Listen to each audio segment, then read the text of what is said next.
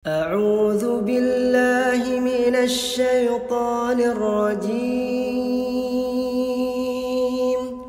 بسم الله الرحمن الرحيم بسم الله الرحمن الرحيم. Assalamualaikum warahmatullahi wabarakatuh. Alhamdulillahilladzi hadana lil Islam wa zayyana al-imana fi qulubina wa karraha ilaina al-kufra wal fusuqa wal isyan. Asyhadu an la ilaha illallah wahdahu la syarikalah wa asyhadu anna nabiyyana Muhammadan abduhu wa rasuluhu la nabiyya ba'dah. Allahumma inna nas'aluka ilman nafi'a wa rizqan tayyiba wa amalan mutaqabbala. Allahumma inna na'udzubika min ilmin la yanfa' wa min qalbin la yakhsha wa min nafsin la tashba wa min du'ain la yusma. Bapak Ibu sekalian yang dirahmati oleh Allah, insyaallah kita melanjutkan surat An-Nisa ayat 92 dan 93. Allah Subhanahu wa taala berfirman, a'udzu billahi minasyaitonir rajim. Wa ma kana lil mu'minin ay yaqtula mu'minan illa khata'a. Wa man qatala mu'minan khata'an fatahriru raqabatin mu'minatin wa diyatun musallamatun ila ahlihi illa ayyasaddaqu fa in kana min qaumin aduwwin lakum wa huwa mu'minun fatahriru raqabatin mu'minah wa in kana min qaumin bainakum wa bainahum mitsaqun fadiyatun musallamatun ila ahlihi wa tahriru raqabatin mu'minah faman lam yajid fasiyamu syahraini mutatabi'aini taubatan minallah wa kana Allahu aliman hakima. Wa man yaqtul mu'minan muta'ammidan fajaza'uhu jahannam khalidan fiha wa ghadiballahu alaihi wa la'anahu wa a'adda lahu 'adzaban 'azima. Bapak Ibu sekalian, surat An-Nisa ayat 92-93 ini berkaitan erat dengan hakun nafsi. Hakun nafs berkenaan dengan hak jiwa, ya. Kenapa? Karena seseorang setelah dia al-iqraru bisyahadah, gitu, setelah seseorang itu mengikrarkan dirinya dengan dua kalimat syahadat, maka terjaga harta kehormatan dirinya, kemudian terjaga hartanya, kemudian jiwanya, nafsuhu. Berarti tidak boleh dijatuhkan kehormatan dirinya, tidak boleh juga dirampas hartanya, tidak boleh juga dengan jiwanya, ya, tidak boleh. Semisal jiwanya tidak boleh dilukai, ya, pribadinya atau fisiknya tidak boleh, illa bihaqil Islam, kecuali dengan hak yang dibenarkan oleh Islam, hakul Islam. Hakul Islam untuk jiwa itu boleh ditumpahkan darahnya kapan? Ketika sebagai hukuman kisos. Kemudian yang kedua, nafsunya, ini secara khusus hakul Islam untuk an-nafs, untuk an-nafs.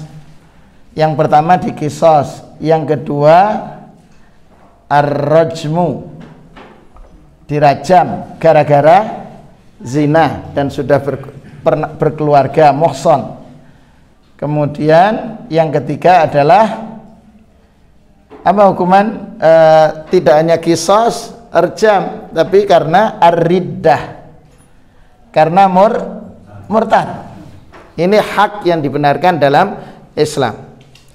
Berarti Islam menjaga kehormatan diri, harta dan jiwa. Sekarang terkait dengan kisos, kisos itu ada dengan sebab amdan,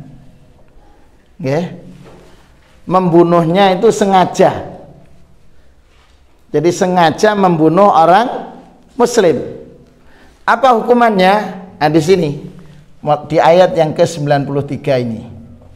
Apa kata Allah? Wa may yaqtul mu'minan. Siapa yang sengaja membunuh mukmin, muta'ammidan, sengaja.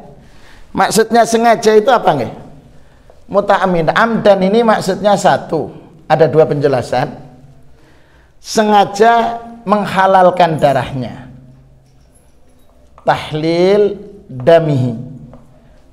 Jadi sengaja menghalalkan darahnya. Oh, orang ini halal darahnya, boleh dibunuh. Begitu. Ya. Jadi membunuh dengan sengaja, sengaja dalam artian sengaja menghalalkan darahnya, sengaja menumpahkan darahnya. Contohnya, contoh umpamanya, orang datang bertamu malam hari, tujuannya mau bersih-bersih rumah, artinya bersih-bersih ya yang di rumah kita gitu. Maling ibu, kan bersih-bersih. Jadi datang malam-malam, kemudian ketahuan, kepergok, gitu kan? Maka tidak ada jalan lain kecuali dia sudah bunuh saja sudah. Nah, itu berarti padahal dia tahu dia ini orang mukmin, gitu kan? Maka sengaja menghalalkan darahnya. Hukumannya apa? Qisas, dibunuh juga. Wa may yaqtul mu'minan muta'ammidan. Jadi dia hukumannya qisas itu. Jadi sengaja, hukuman di qisas itu karena sengaja. Kenapa sengaja? Tahlilul dam, menghalalkan darah seorang muslim.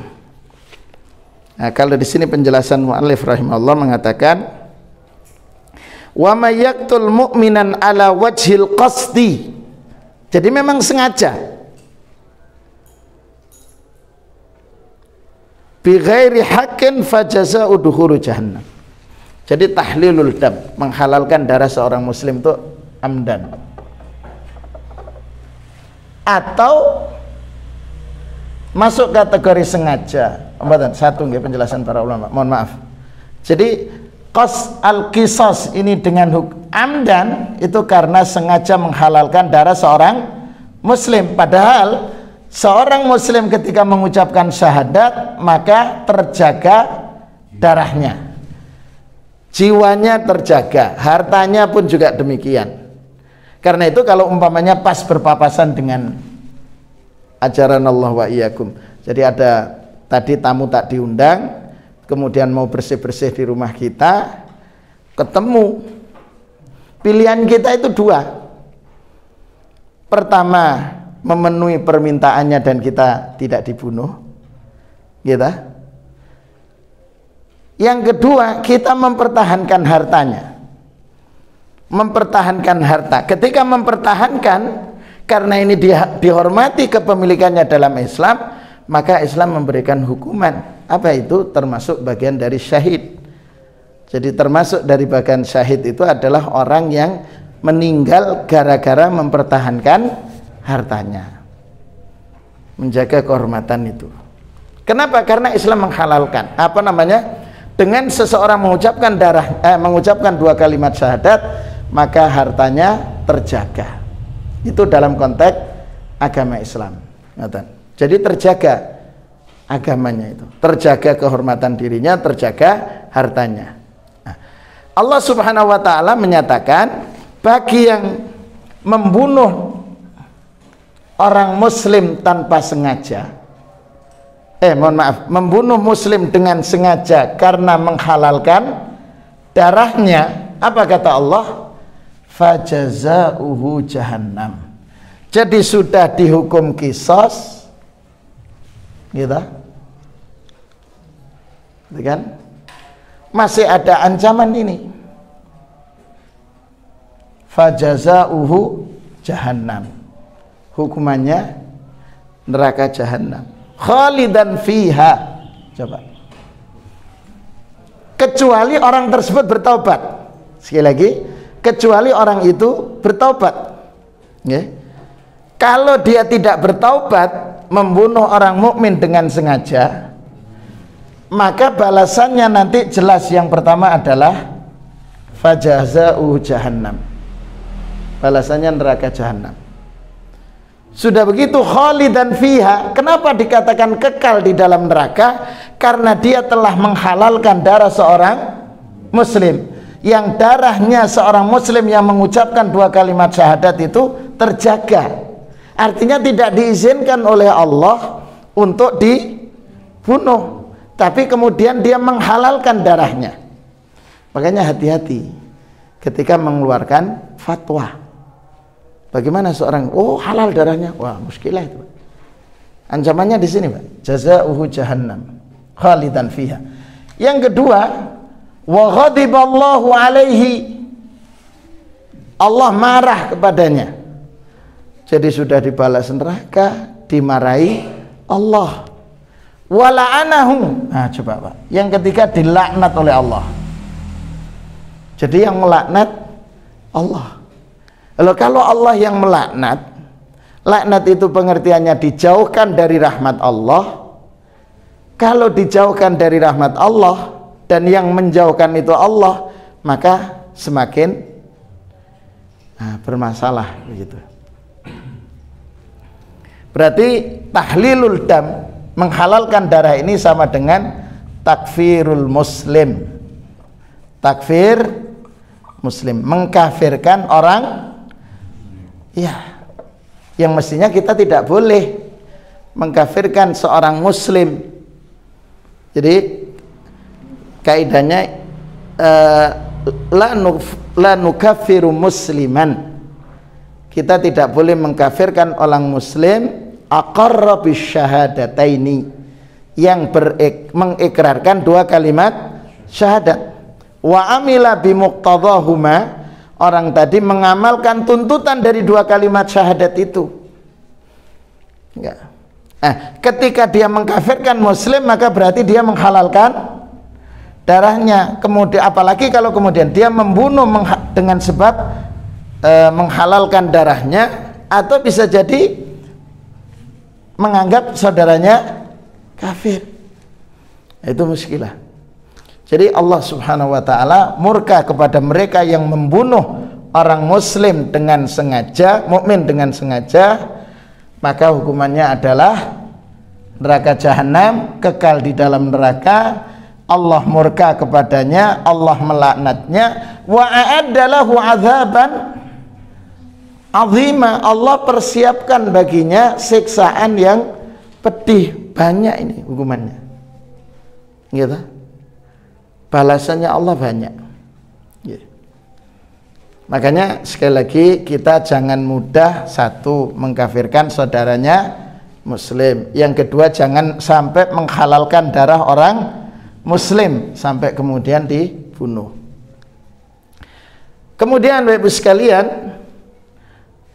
kalau rejam dalam Islam itu boleh akhirnya darah ditumpahkan dengan sebab hukum qisas. Yang kedua karena rejam. Rejamnya itu berarti karena dia berzina padahal dia muhson. Muhson itu para ulama memberikan penjelasan, satu, dia yang masih berstatus nikah, gitu, suami istri sudah nikah, kemudian zina, gitu, zina, maka hukumannya apa? Rejam. Apakah yang perempuan saja atau lakinya? Dua-duanya. Kalau yang perempuan sudah nikah juga. Cuman bahasa yang digunakan di bahasa kita kan dengan bahasa selingkuh. Nggih. Nggih ta? Tidak menggunakan bahasa zina. Diperhalus, Pak. Nggih ta? Selingkuh itu kan selingan indah rumah tangga utuh. Katanya ngoten. Padahal zina. Jadi ini sudah berkeluarga tapi masih zina. Kan fungsi dari nikah itu adalah aghaddu lil basar, lebih menundukkan pandangannya, wa ahsanu lil farj, lebih menjaga kehormatan dirinya. Ini sudah nikah, sudah berkeluarga tapi masih zina. Kalau dalam hukum Islam hukumannya rejam, taubatnya itu di situ kalau dalam hukum Islam. Atau yang ketiga, darah seorang muslim akhirnya boleh ditimpahkan secara syar'i kalau dia keluar dalam Islam. Tapi ini semua qisas, rejam dan rida ini yang melakukan siapa? Khalifah atau pemerintahan Islam, al-hukumah al-islamiyah. Jadi penguasa di sini berarti tidak boleh orang per orang. Umpamanya jenengan, saya ketua pengajian, jenengan melawan, tidak boleh saya melakukan. Karena yang berhak melakukan di sini adalah penguasa. Nah, berarti karena itu para ulama membuat kaidah itu kan menyatakan mala yatimul wajib illa bihi fahuwa wajib. Fahuwa wajib. Itu dalam kaidah fiqhiyahnya begitu. Sesuatu tidak terlaksana kewajiban itu kecuali dengan adanya sesuatu itu, maka wajib hukumnya menghadirkan sistem itu. Begitu para ulama membuat kaidah. Jadi kalau kita belajar di qawaid fiqhiyah itu seperti itu. Ya. Berarti upaya ini. Nah, supaya kemudian tidak terjadi penyimpangan, maka diperintahkan untuk menjaga kehormatan diri. Ini yang pertama, mafhum nggih? Bisa difahami nggih? Nah, sekarang kita di ayat yang ke 92-nya. Untuk 93 sampun nggih? Ya.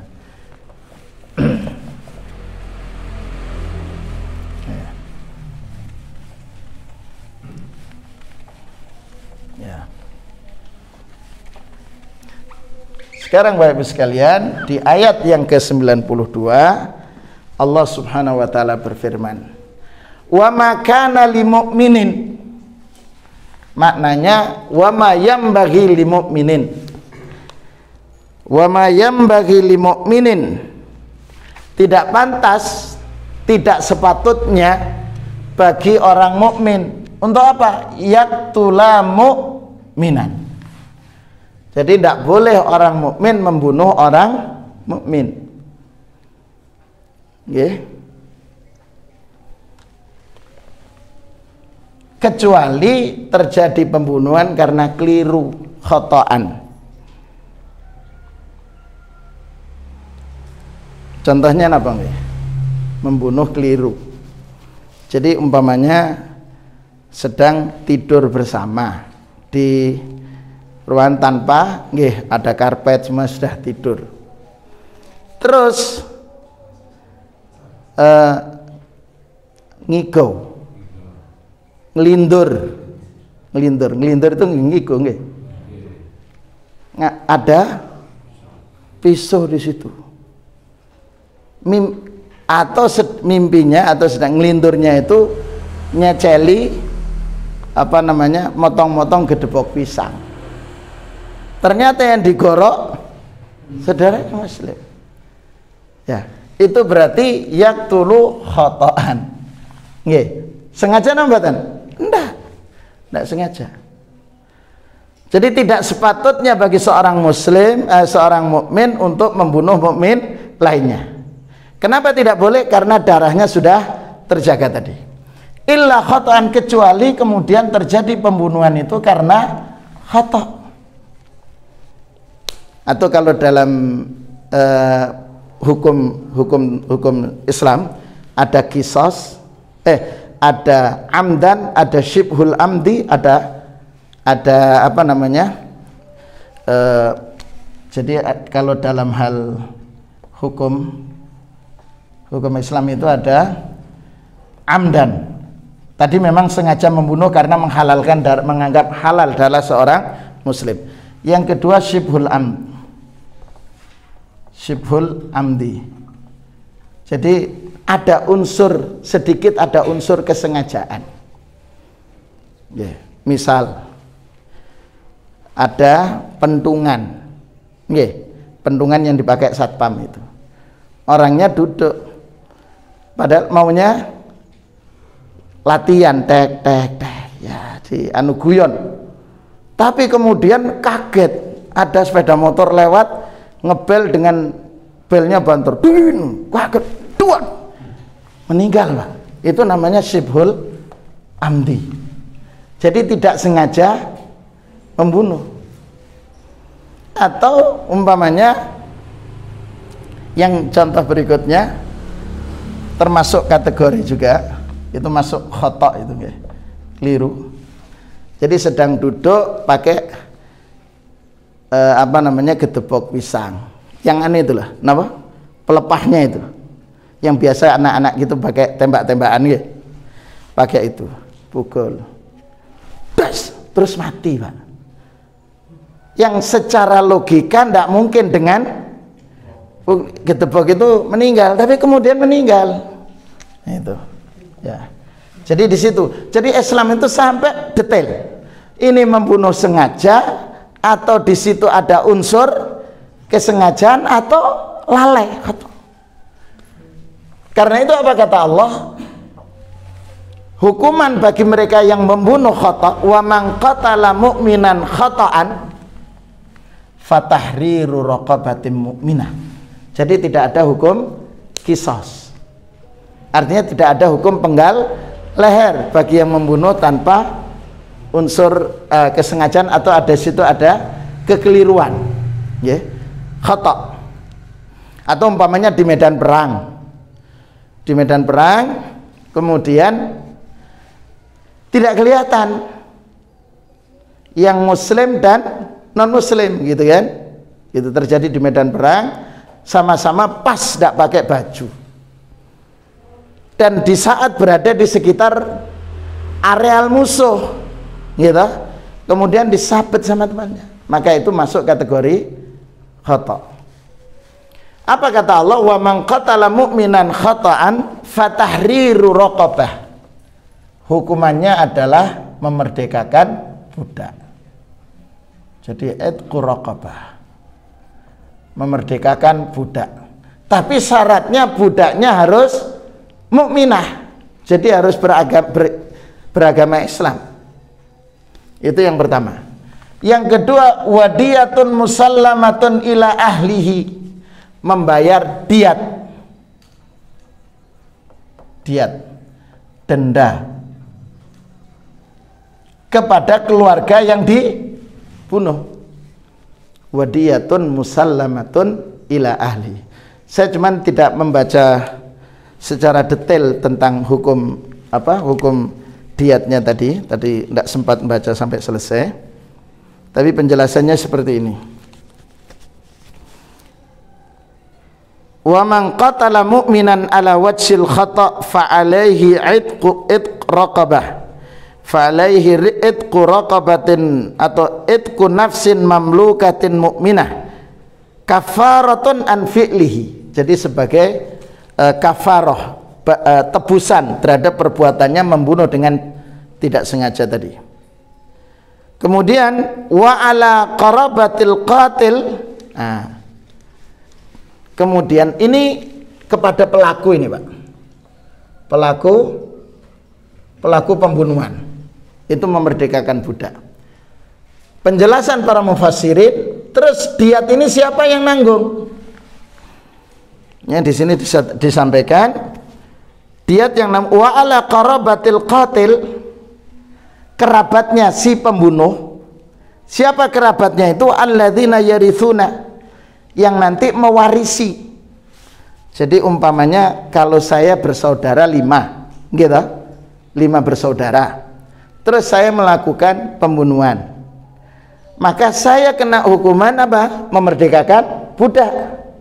Kerabat saya, kakak saya, adik saya, itu yang kalau saya meninggal mereka mendapatkan hak waris, maka mereka punya kewajiban untuk membayar diat.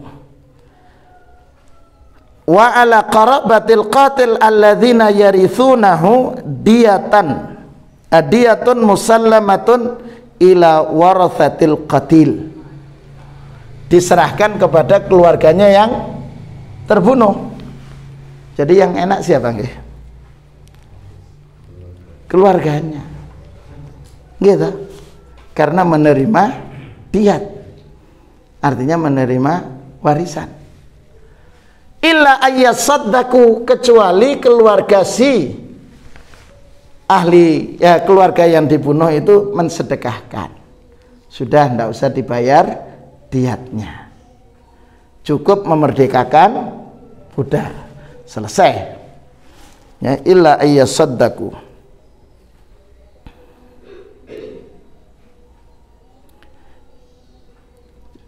Jadi karena itu sesungguhnya hukuman atau dalam Islam itu Masya Allah ya, kan hukumannya tadi khata kafarah ya. Kafarahnya apa? Idqu raqabah, memerdekakan budak, terus membayar diat, gitu. Termasuk yang amdan juga. Amdan itu hukumannya kan al-qatl, qisas. Kalau umpamanya 5 bersaudara, 1 tidak setuju di qisas, maka turun bayar kafarah, tidak dibunuh. Kalau kemudian dari 5 ini 1 lagi tidak setuju dibayar dengan kafarah, maka gugur di sini berarti al-afu, dimaafkan. Nah, jadi itu dalam Islam. Tapi sejak awal sudah ditentukan harus ini. Tapi kalau keluarganya memaafkan, sudahlah, tidak usah dibunuh, kasihan masih punya anak kecil. Terus apa? Kafarah saja. Nah, kemudian disepakati kafarah, ternyata ada 1 keluarganya, dah kasihan, pendapatannya tidak menentu, gitu kan? Sudah dimaafkan, selesai, tidak ada hukuman. Begitu. Itu dalam Islam. Kemudian kata Allah, fa in kana min qaumin aduwin lakum. Kalau kemudian ada, jadi dalam Islam, ya, dalam Islam, contoh, ya, contoh sederhana pada saat perang Badar, ya. Perang Badar ini kan sesungguhnya yang terjadi antara kaum muslimin dengan orang kufar Quraisy, gitu. Kufar Quraisy ini terjadi. Kaum muslimin ini mereka yang hijrah ke Madinah. Hijrah ke Madinah. Al-hijrah ilal Madinah. Mereka yang hijrah di Madinah ini terlibat dalam peperangan. Tetapi ada di Mekah dari kalangan mustad'afin, ya, dari kalangan masyarakat muslim tapi lemah secara ekonomi, tidak punya kekuatan apapun. Mereka dipaksa ikut perang di sini, gitu. Dipaksa ikut perang. Karena dipaksa ikut perang, akhirnya, ya, ini contoh saja, nggih. Terjadi perang, kemudian ini kan musuh nih. Siapa musuhnya? Kufar Quraisy. Tapi dia tetap ada di sini waktu itu, masih belum. Kemudian terbunuh pada saat itu. Tidak ingin membunuh kaum muslimin, tapi dia dipaksa hadir dalam medan perang oleh para musyrikin. Akhirnya apa? Kalau seandainya dia terbunuh wa huwa mukmin, gitu, dalam kondisi mukmin, apakah dia dikisas yang membunuh? Betul. Fatahriru raqabatin mukminah. Cukup memerdekakan budak, ya, cukup memerdekakan budak. Wa in kana min qaumin bainakum wa bainahum mitsaq. Terus bagaimana kalau ini orang muslim, kaum muslimin, kemudian dengan kufar itu ada perjanjian, Pak, mitsaq. Ya, ada perjanjian. Kemudian ada yang terbunuh dari yang komunitas yang telah melakukan perjanjian dengan kaum muslimin. Jadi apa yang terjadi? Wa in kana min qaumin bainakum wa bainahum mitsaq fadiyatun musallamatun ila ahlihi. Maka hukumannya adalah membayar diyat. Yeah. Lanjutannya, penjelasannya di sini, wa in kanal qatilu ghairu mu'min. Jadi yang terbunuh ini bukan orang mukmin. Lakinnahu min qaumin bainakum wa bainahum addun. Tetapi orang itu berada dari komunitas yang kalian dengan mereka, orang-orang mukmin dengan mereka ada perjanjian. Ya. Mithlu ahli dhimmah, seperti ahli dhimmah. Jadi makanya dalam Islam itu kufar, al-kufar itu ada bermacam-macam. Ada kafir yang kemudian atau dikatakan al-muharib, kafir yang memerangi, yang kemudian diistilahkan kafir harbi. Kemudian yang kedua ada kafir dhimmi, ya, orang kafir yang membayar jizyah, kemudian dia mendapatkan jaminan keamanan dari kaum muslimin, gitu kan, boleh menegakkan syiar agama mereka, itu namanya kafir dhimmi. Ada juga kafir mu'ahad. Nah, kalau mu'ahad ini mereka orang kafir yang membuat perjanjian, seperti ketika Rasulullah SAW selepas hijrah ke Madinah, ya, kalau kita belajar sirah, Rasulullah hijrah ke Madinah, kemudian ternyata setelah hijrah masih mengalami problem kaum muslimin. Padahal harapannya ketika hijrah dari Mekah ke Madinah sudah tidak mendapatkan tekanan, tapi ternyata masih ada problem yang dihadapi oleh Rasulullah dan kaum muslimin. Karena itu Rasulullah kemudian melakukan 3 aktivitas besar di sini.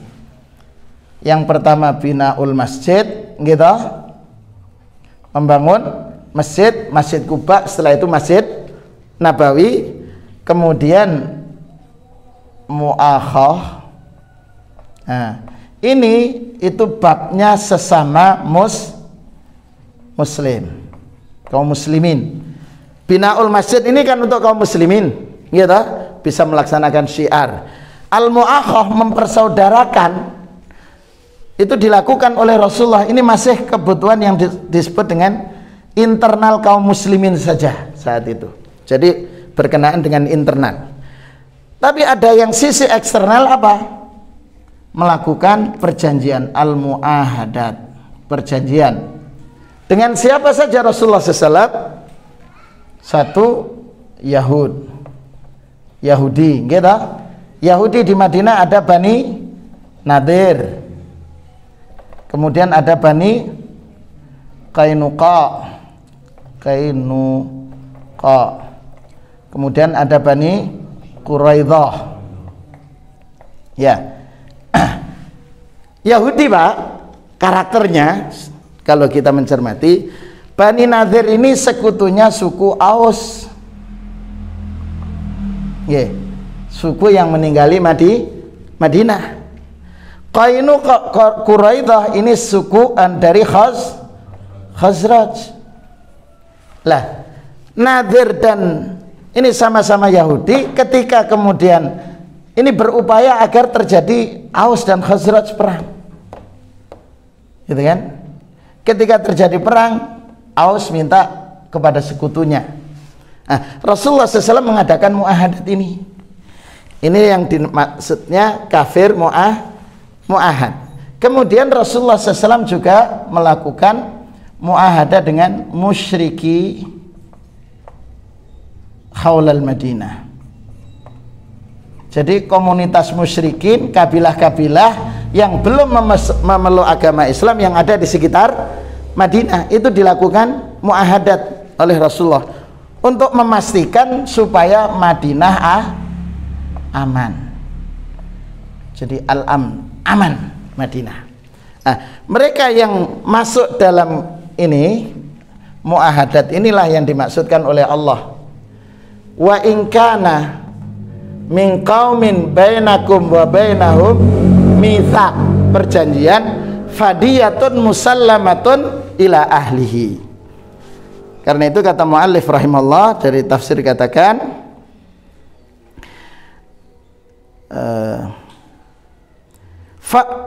sebentar.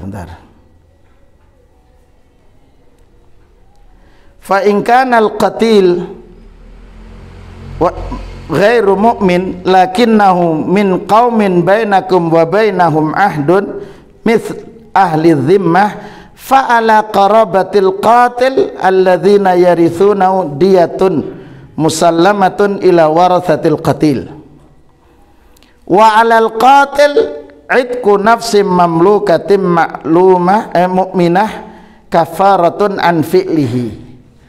Jadi diat ini dibebankan kepada siapa? Qarabatul qatil, kerabat si pembunuh, kerabatnya. Wa tahriru raqabah, ini Pak, ini kepada al qatil, kepada si pembunuh. Jadi kalau ada dari komunitas non mukmin, non muslim yang sudah membuat perjanjian dengan kaum muslimin, terus mereka terbunuh, masih mendapatkan diat plus wa tahriru raqabah. Jadi Islam itu memastikan atau menyerukan kepada kita untuk memenuhi setiap kesepakatan yang telah disepakati. Faman lam yajid, kalau kemudian tidak mendapati budak yang harus dimerdekakan, tidak ada, maka fasiyamu syahraini mutatabi'aini, tidak perlu membayar diat, tidak perlu memerdekakan budak, tapi diganti dengan berpuasa selama 2 bulan terus menerus tanpa jeda.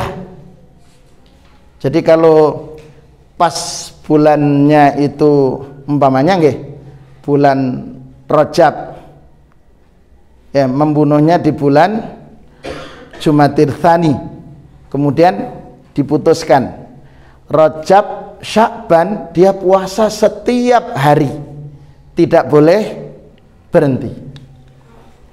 Taubatan minallah itu sebagai sarana bertaubat kepada Allah. Wa kana Allahu aliman hakima, dan Allah subhanahu wa ta'ala zat yang maha mengetahui. Ini membunuhnya dengan khata, keliru, atau dengan sengaja, atau dengan sibhul amad, tanpa ada sedikit unsur kesengajaan, itu Allah tahu. Hakiman, bijak. Apa hukuman bijaknya? Salah satu bentuk kemahabijaksanaan Allah subhanahu wa ta'ala adalah ketika kemudian ada yang mukmin yang dibunuh dengan keliru, maka hukumannya memerdekakan dan membayar diat. Kalau kemudian yang terbunuh itu orang mukmin tetapi terjadi perjanjian orang mukmin yang bergabung di komunitas kafir, terus mukminnya itu terbunuh, maka fatahriru raqabatin mukminah. Tapi kalau kemudian orang kelompok yang dibunuh itu berasal dari yang membuat kesepakatan perjanjian dengan kaum muslimin, maka hukumannya ada dua, diat yang diserahkan kepada ahli warisnya, kemudian memerdekakan budak. Kalau kemudian tidak didapati, maka dengan mengganti puasa selama 2 tahun secara 2 bulan secara terus menerus tanpa jeda. Itulah Bapak Ibu sekalian yang kita bisa kaji pada kesempatan yang berbahagia ini. 2 ayat berkenaan dengan tindak pidana. Nggih. Monggo Pak Haji. Orang yang tidak sholat itu kan kafir. Nggih. Lalu orang Indonesia yang ngomong Islam dan sholat, Nggih. itu dikatakan kafir ini atau apa boleh? Nah, Itu kalau mati bagaimana? Perlu disolatkan? nggih. Jadi kalau berdasarkan hadis Rasulullah SAW riwayat Imam Ahmad, ya, al-ahdu bainal kafir wal muslim as-salah. Jadi perjanjian antara pembeda antara kafir dan muslim itu adalah salat. Begitu. Karena itu ada riwayat mengatakan man taraka, siapa yang meninggalkan salat maka hukumnya, dalam riwayat faqad kafara, maka dia kafir. Nah, disinilah terjadi perbedaan di antara para ulama. Yang pertama yang harus diketahui, meninggalkan sholat ini karena ingkar dengan wajibnya, ingkar biwujubiyatihi. Ya, kalau ingkar dengan wajibnya berarti sudah selesai, gugur syahadatnya. Jadi meninggalkan sholat itu karena mengingkari wajibnya. Kenapa tidak sholat? Tidak wajib, tidak wajib sholat itu. Kata siapa sholat wajib? Cukup doa, gitu kan? Nah, tapi kalau kemudian meninggalkan ini karena syubhat, ya, syubhat, seperti mengatakan umpamanya syubhatnya aqimis sholata li dzikri, tunaikan sholat untuk mengingatku. Terus difahami, jadi kalau kita kalau kita tidak ingat sholat, nggak ingat Allah, sholat. Tapi kalau kita tetap ingat Allah, tidak perlu sholat. Ini berarti ini karena syubhat, gitu. Berarti dia nggak sholat. Nggak sholat kenapa? Loh, saya kata sholat, kalau Allah kita disuruh sholat untuk mengingatnya. Loh, saya ingat Allah, ingat terus, makanya saya tidak sholat, gitu kan? Maka dalam konteks ini karena syubhat, gitu. Jadi meninggalkan sholat karena syubhat. Nah, di sini iqamatul hujjah, diadakan penjelasan, pencerahan, debat terbuka atau apa. Ini. Dan ini berapa kali? 3 kali, Pak. Debat. Masih belum. Lagi diberikan penjelasan sampai 3 kali. Ya. Nah, kalau yang ini karena meninggalkan, mengingkari kewajiban sholat dan menyatakan sholat tidak wajib, maka dia kalau dalam mazhab Syafi'i rahimahullah dia dihukum bunuh. Dihukum bunuhnya karena riddah, karena dianggap telah murtad, mengingkari rukun Islam. Kalau ini iqamatul hujjah, kalau ngeyel tetap saja, maka di sini diberikan hukuman juga, pada akhirnya dihukum bunuh. Tetapi di sini sebagai bukan hukuman karena riddahnya, tapi karena had, gitu ya, gitu. Nah, siapa yang melakukan ini? Yang ditunjuk oleh al-hukumah, pemerintah. Oke. Yang ketiga, meninggalkan sholat tahawunan, meninggalkan sholat karena malas-malesan, ya, begitu kan? tahunan au kaslanan, karena males, mengatakan sudah nanti aja kalau sudah tua, gitu. Masa muda adalah masa hura-hura, kaya raya, mati masuk surga. Nah itu kan, ini tahawunan. Tahawunan ini yustatab istilahnya, yustatabu, diminta taubat. Ini pun juga diminta taubat 3 kali kesempatannya. Yustatab. Siapa? Yustatab di sini yang ditunjuk oleh pemerintah. Yustatab, diminta taubat. Ya, yustatab 3 kali. Kalau tidak mau, hukumannya kalau dalam penjelasan Imam Syafi'i dalam mazhab Syafi'i itu ya dihukum bunuh juga. Tetapi bukan karena riddah. Itu kan karena haddan. Karena haddan maka dia tetap disolati di sini. Gitu kan? Tetap disolati, diperlakukan. Problemnya di tempat kita yang meninggalkan itu apakah karena syubhat atau kalau malas-malasan. Kalau malas-malasan harus diminta taubat. Siapa? Al-hukumah, yang ditunjuk oleh pemerintah. Karena itu kalau di Saudi ada hay'ah amar ma'ruf nahi mungkar. Itu yang bertujuan mengingatkan hal yang semacam ini. Hay'ah amar ma'ruf. Kalau kemudian sudah dilakukan oleh hay'ah amar ma'ruf, kemudian yurfa'ul amru ilal, disampaikan, dilaporkan kepada penguasa. Disitulah penguasa yang memberikan hukuman. Karena itu di tempat kita maka kita perlakukan, kalau dia mengucapkan syahadat dan lain sebagainya, diperlakukan sebagai muslim, yu'amalu mu'amalatal muslim, begitu. Nggih, gitu nggih. Monggo. Tadi kan Ustaz menjelaskan tentang bunuh-membunuh. Jadi ada hubungannya dengan profesi TNI. Bagaimana kalau istilahnya kita seorang TNI ditugaskan, kalau di daerah Jatim itu mayoritas musuh itu kan orang kafir jelas. Tetapi kalau di daerah Aceh, GAM itu Gerakan Aceh Merdeka itu orang muslim.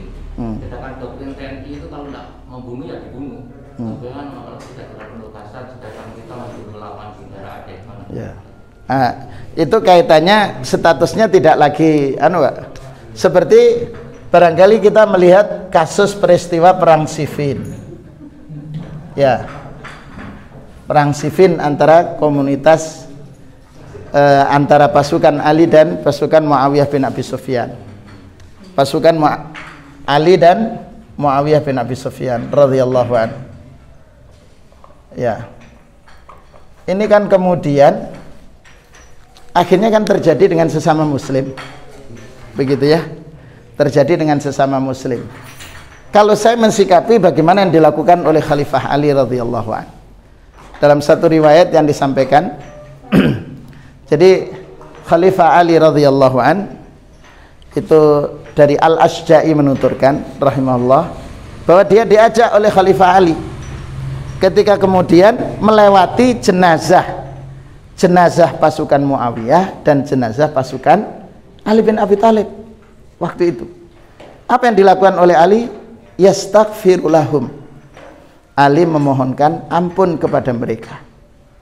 Terus apa katanya? Masalahnya, dan insya Allah mereka yang gugur itu, kata Ali bin Abi Thalib, mereka di surga, ya kan? Adapun masalah dosanya nanti siapa? Kata Ali, saya dan Muawiyah yang bertanggung jawab di hadapan Allah. Yang terbunuh kan muslim. Dalam konteks ini artinya kita sebagai anak buah yang melaksanakan tugas itu ya di situ posisinya. Ya, posisinya di situ. Jadi tidak berarti bukan kita menghalalkan darah mereka, kan, tapi melaksanakan tugas saat itu. Jadi begitu, nggih. Monggo, Pak.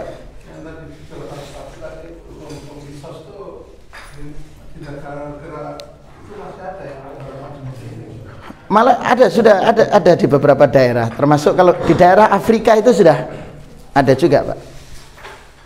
Hakimnya itu memang faham tentang agama, tapi minim sekali. tindak kriminal itu justru minim.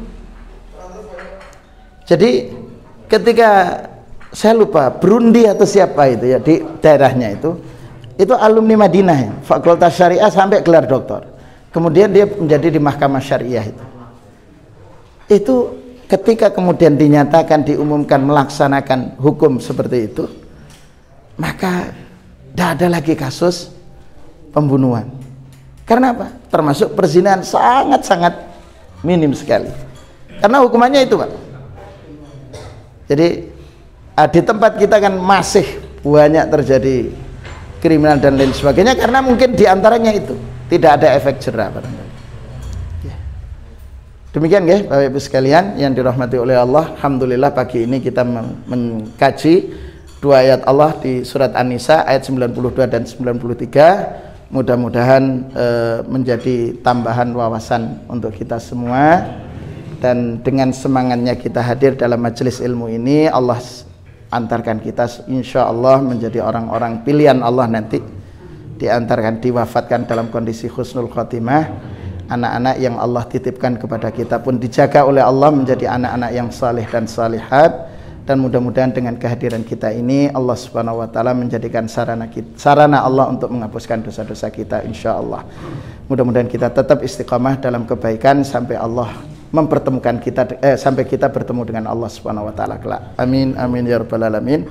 Kita tutup dengan doa kafaratul majlis. Subhanakallahumma wa bihamdika asyhadu an la ilaha illa anta astaghfiruka wa atubu ilaik. Walafu minkum. Assalamualaikum warahmatullahi wabarakatuh.